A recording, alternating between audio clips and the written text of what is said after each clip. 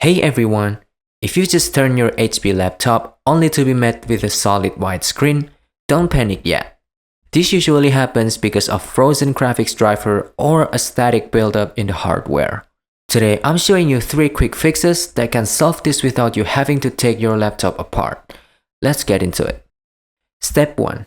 The graphics driver reset.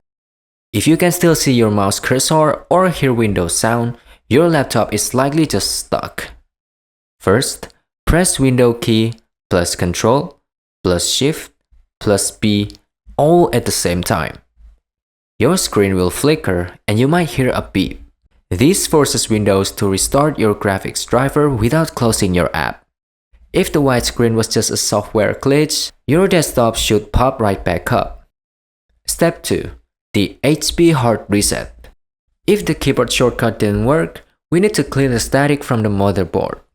First, unplug your charger and any USB devices. Then, press and hold the power button for a full 15 to 30 seconds. Then, plug the power back in and turn it on normally.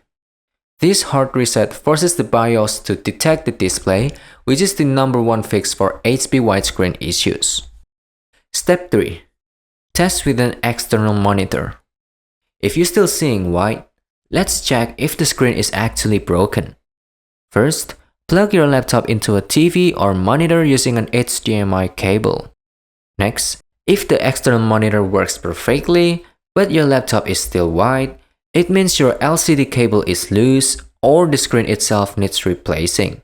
But if both screens are white, then it's a deeper GPU or RAM issue that might need a technician. Step 4. BIOS recovery shortcut. First, turn the laptop off. Then, hold the Windows key plus B and then press the power button for 3 seconds. Make sure to keep holding the Windows plus B until you see an HP BIOS update screen. Sometimes a corrupted BIOS can cause display errors, and this hidden shortcut forces a recovery.